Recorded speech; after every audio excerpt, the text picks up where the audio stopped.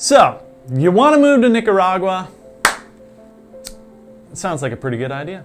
It sounded like a good idea to me about a year and a half ago. I was in Canada, it's in the cold, in the winter, and I was thinking, man, it sure would be nice not to have to get my kids all dressed up in snow clothes and boots and where's those other socks and long johns and the works. It'd be so nice if I could just take them outside and they'd walk to school. In Canada, that wasn't the case for me. Now, I didn't lack or want for anything. I had a pretty amazing setup. About 12 years ago, my dad asked me if I would come to Canada and help him start a winery. So my wife and I moved from Boulder, Colorado, where we were living and working, and came up to Canada and turned, a winery, put a 2-bedroom apartment in there, had babies, had kids, grew up, made a wine business, even opened more wine businesses.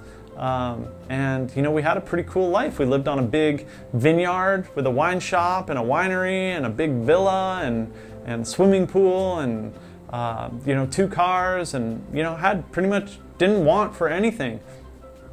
The things that we didn't get in Canada was fulfillment and abundancy. We didn't have the feeling of abundance and fulfillment. I'll give you an example. In Canada, we would have our house cleaner. She would come in once a week, and I'd pay her $87. I remember because I would do the PayPal transfer. Actually, I'd get my wife to do the PayPal transfer, or I'd write her a check. And she'd come for about 2.5 hours. And she'd tidy stuff up, move stuff around, and then she'd leave. And I knew that $87 didn't do much, because in the town where I was living, it's wine country, it's pretty fancy. I know that you can't get an apartment for less than $2,500 a month, maybe. I know that you got to get a car payment, insurance. I know the costs, and it's probably $4,000 or $5,000 a month to live there on the cheap. So this $87, I never got, fulfillment by giving it to her. To me, the $87 was quite a bit of money. It was like I got to sell.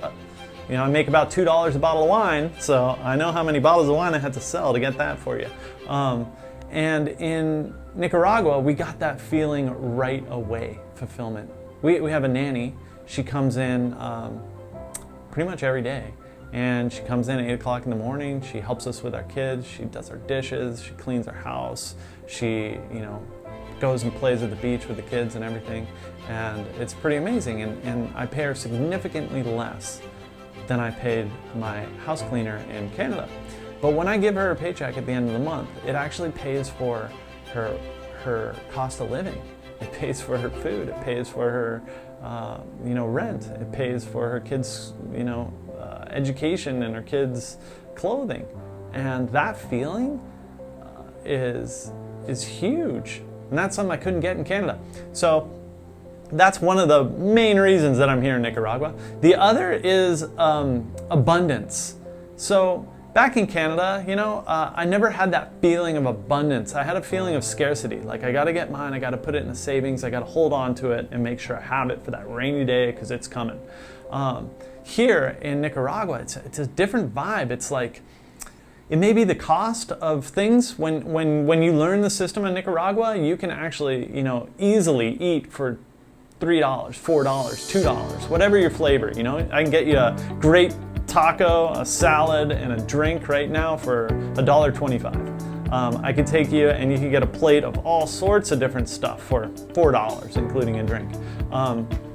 So when you're living at those prices, it's really easy to give to others, to buy the table next to you. Yeah, let me buy your lunch or your dinner, or share with people, because there's not that scarcity, that feeling that I got to hold on to what's mine. So those are the 2 big reasons that we've stayed in Nicaragua. So again, we arrived about a year and a half ago. We came on a 30-day vacation.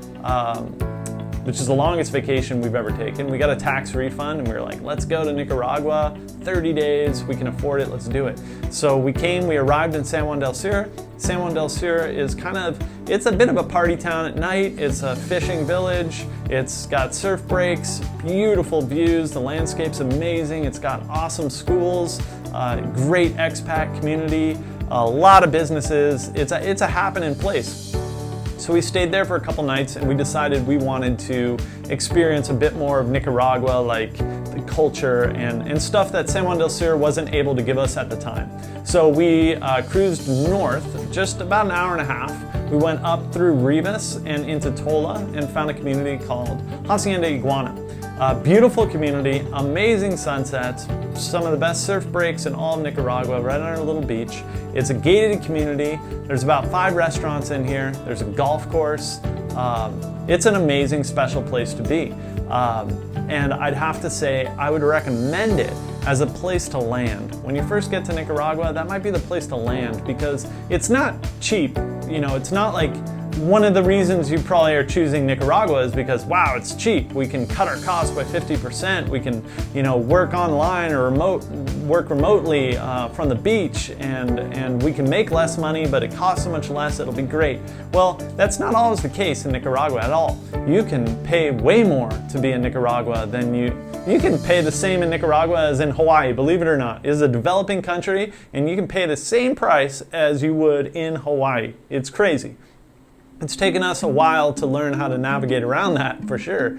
We like to taste the Hawaiian style of Nicaragua every once in a while, but we like to live Nicaragua. We're everything Nicaragua. I love this country. I love these people. I love the entrepreneurial spirit of this country outside of the gates. It's almost overwhelming. It's an energy that's I've been searching for my whole life.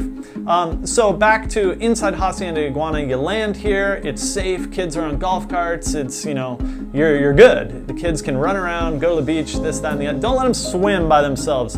There's a rip currents here on this beach, and it is a surfer's break, like a professional surfing break. So it's not really for kids, but it's totally cool if you're with them. So I just want to throw that out there.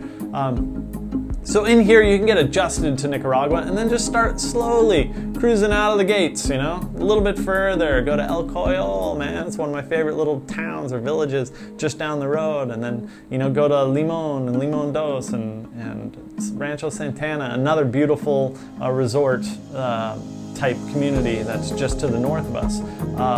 You know, but I'm going to talk to you about schooling, healthcare, getting a car, immigration, everything you can imagine, dental, all the stuff that we've done. I mean, we got here, COVID hit, it was lockdown. I don't know the COVID that you guys probably know. I don't know. I've never seen a sick person.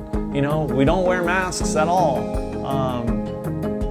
I've never seen COVID. I don't know what it's like to live the way that people are living back in my hometown. I've never been told I can't drive somewhere or I can't do that or I can't. It's like, it's just free. Like I remember Canada was free to do whatever you want to do. Well, that's the same here in this country, and that's the COVID experience I've had so far, and that's the only one I know. So here in Nicaragua, I'm going to share everything with you. Like I said, I have 3 daughters. You know, right now they're 2 years old, 11 years old, and 13 years old. 2 of them are in the big girls' school, and one of them's in the preschool. I'm going to talk to you about all of that, schooling, transportation, everything. So everything Nicaragua, short videos coming up. Hope you found this enjoyable. In the comments, you know, do the liking, do the sharing, do all that stuff.